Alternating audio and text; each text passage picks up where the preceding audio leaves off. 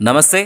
ఇటీవల దేశ రాజకీయాల్లో ముఖ్యంగా తమిళనాడు రాజకీయాల్లో నమోదైన ఒక సంచలనం హీరో విజయ్ స్థాపించిన టీవీకే అనే రాజకీయ పార్టీ. உங்க மக உங்க அண்ணன் உங்க தம்பி உங்க தோழன் உங்க விஜய் உங்க விஜய் உங்க விஜய் உங்க విజయ్. ఈ వీడియోలో మనం చూసింది మీ అన్న, మీ తమ్ముడు, మీ విజయ్ అని చెప్పే విజయ్ మాటలు.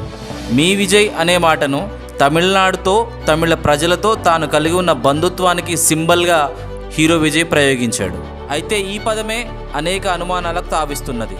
ద్రావిడ వాదాన్ని, తమిళ రాజకీయాలని రెండింటినీ మనం వేరు చేసి చూడలేము. అవి ఒకే తల్లికి పుట్టిన కవల పిల్లల లాంటివి. తమిళనాడు రాజకీయాలు ద్రావిడవాదం కేంద్రంగా నడిచాయి, నడుస్తున్నాయి, నడుస్తాయి అని తమిళనాడు రాజకీయాల్లో సింహాల్లా కొట్టుకునే డిఎంకే, ఏఐడిఎంకే పార్టీలు అనేక సందర్భాల్లో చాలా స్పష్టంగా చెప్పాయి.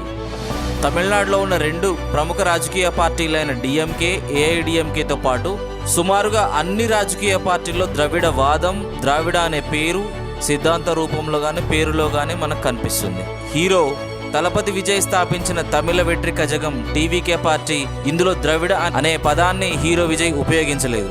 దేశ రాజకీయ వ్యవస్థ నుంచి, ముఖ్యంగా బీజేపీ నుంచి ద్రావిడవాదం తీవ్రమైన దాడిని ఎదుర్కొంటోంది. మత సహనానికి కేంద్రాలైన తమిళనాడు, కేరళలో కాషాయ జెండా ఎగురవేయడానికి రాజకీయ వ్యవస్థ ద్వారా అయినా, సామాజిక వ్యవస్థ ద్వారా అయినా బీజేపీ విశ్వ ప్రయత్నాలను చేస్తోంది. తన సిద్ధాంతాన్ని వివరిస్తున్నప్పుడు హీరో విజయ్ తాను పెరియార్ భావజాలాన్ని పాటిస్తానని, అదే తన సిద్ధాంతమని ప్రకటించాడు. అయితే దేవుడు లేడు అన్న పెరియార్ నాస్తికవాదాన్ని తప్ప పూర్తి స్థాయి పెరియార్ సిద్ధాంతాన్ని తాను పాటిస్తానని చెప్పాడు.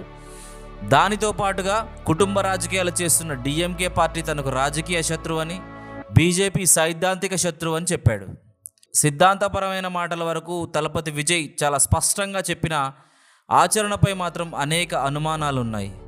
అందుకు ఆంధ్రప్రదేశ్లో ఒక చక్కటి ఉదాహరణ మనకు దొరుకుతుంది.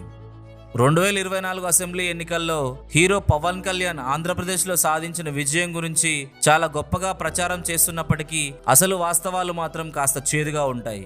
గతంలో జనసేన పార్టీ ప్రారంభోత్సవ సభలో పవన్ కళ్యాణ్ చెప్పిన మాటలు ఒకసారి మనం విందాం.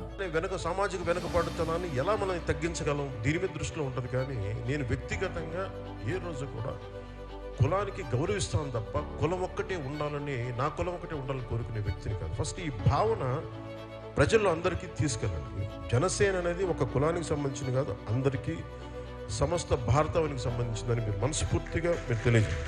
కులాల ప్రస్తావన లేని రాజకీయం, మతాల తావు లేని రాజకీయం తాను చేస్తానని పవన్ కళ్యాణ్ చెప్పినప్పుడు దేశం మొత్తం ఆయన వైపు కాస్త ఆశ్చర్యకరంగా చూసింది. కానీ కాలం 10 ఏళ్లు తిరిగాక తాను చెప్పిన మూల సిద్ధాంతానికి బద్ధ వ్యతిరేకంగా కేవలం కులాల కుంపట్లతో అధికారంలోకి వచ్చిన తర్వాత మతాల మధ్య చిచ్చుపెట్టే ప్రయత్నం పవన్ కళ్యాణ్ గారు బహిరంగంగానే చేస్తున్నట్టు మనకు కనిపిస్తుంది. ఒక్క మాటలో చెప్పాలి అంటే బీజేపీ పార్టీకి ఏపీలో ఒక బ్రాంచ్ లాగా, ఒక రెప్లికా లాగా పవన్ కళ్యాణ్, జనసేన రెండు వ్యవహరిస్తున్నాయి. కేవలం 10 ఏళ్ల కాలంలోనే సిద్ధాంతాల్లో మార్పులు జరుగుతున్నప్పుడు ప్రస్తుత పరిస్థితులను వాటితో మనం ఎందుకు కంపేర్ చేసి చూడకూడదు?